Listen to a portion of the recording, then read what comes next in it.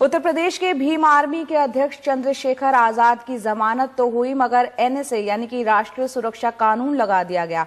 High court से जमानत मिलती है और जिला प्रशासन रासुका लगा देता है। उनका आरोप है कि बीजेपी सरकार को डर है कि पंचायत चुनाव के बीच अगर चंद्रशेखर जेल से बाहर आ गए तो सहारनपुर में वो दलितों को बीजेपी के खिलाफ गोलबंद कर सकते हैं।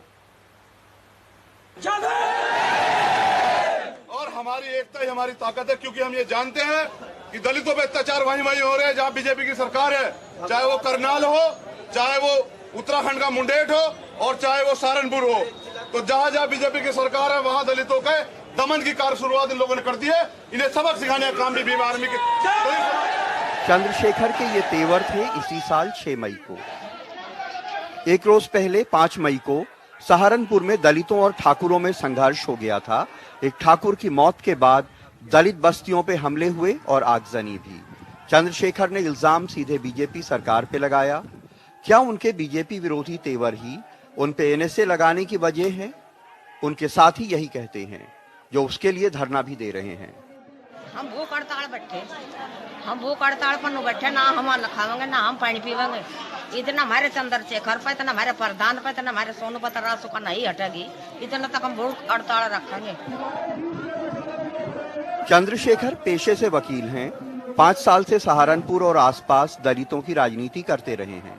दलित अधिकारों के लिए सोशल मीडिया कैंपेन चलाते हैं, लेकिन राष्ट्रीय स्तर पे मई में सुर्खियों में आए जब उनकी भीम आर्मी ने दलितों पे हमलों के खिलाफ पूरे जिले में जबरदस्त प्रदर्शन किया।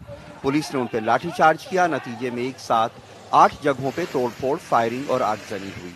ये 20 दिन के अंदर सहारनपुर में तीसरी हिंसक वारदात थी, जिसमें पुलिस ने 10 एफआईआर की और 3 दर्जन लोगों को गिरफ्तार किया। पुलिस कप्तान कहते हैं कि चंद्रशेखर जमानत पे बाहर आए तो हिंसा हो सकती है, इसीलिए एनएसए लगाया गया है। देखिए, आप विगत दिनों जो जनपद सहारनपुर में हिंसात्मक घटनाएं हुई थी, 9/5 की घटनाओं में के आरोप में जेल में निरुद्ध हैं और उन्हीं घटनाओं को लेकर जो है एनएसए की कार्रवाई की गई है। किन धाराओं से? जो 9/5 की घटनाएं, उसमें कई सारे मुकदमे हैं और उन्हीं मुकदमों, जो कानून व्यवस्था, लोक व्यवस्था जो छिन-भिन हुई थी, उसके आधार पर एनएसए की कार्रवाई की गई। सियासत के जानकार कहते हैं कि चंद्रशेखर का मामला सिर्फ लॉ एंड ऑर्डर का मामला नहीं है, बल्कि दलित वोटों की सियासी जंग का इशू भी है। सहारनपुर दलितों का एक बड़ा गढ़ है। बीजेपी पंचायत चुनाव में वहां दलितों पे दांव लगा रही है और अगर चंद्रशेखर बाहर आएगा तो वो दलितों को मोबिलाइज करेगा और जाहिर है कि सरकार के खिलाफ करेगा। सहारनपुर में 33% दलित वोट हैं और 33% मुस्लिम वोट। पिछले दिनों सहारनपुर के बड़े मुस्लिम नेता इमरान मसूद ने भी चंद्रशेखर को समर्थन देने का ऐलान किया था।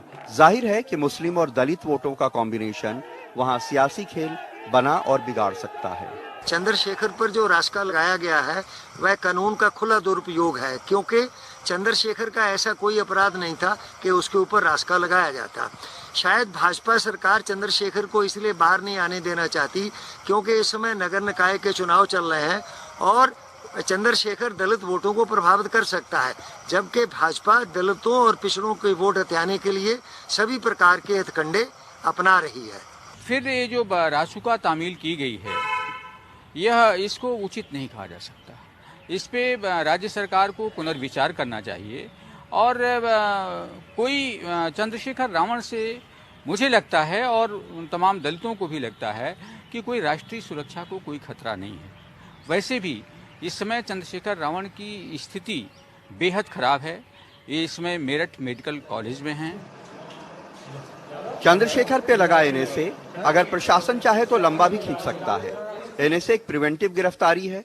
यह अपराध या शांति भंग के अंदेशे में तामील होता है। डीएम इसे लगाता है। एनएसए लगाने की जानकारी 7 दिन में स्टेट एडवाइजरी बोर्ड को देनी होती है। 3 हफ्ते में इसकी सुनवाई होती है। इसमें आरोपी को वकील करने की इजाजत नहीं होती। बोर्ड की मंजूरी के बाद प्रशासन इसे बोर्ड की इजाजत के बिना भी हर 3 महीने के लिए 1 साल तक लागू रख सकती है। फिलहाल चंद्रशेखर गंभीर रूप से बीमार होकर मेरठ के अस्पताल में भर्ती हैं। सहारनपुर में शीलेश और लखनऊ में कैमरामैन राजेश गुप्ता के साथ कमाल खान, एनडीटीवी इंडिया।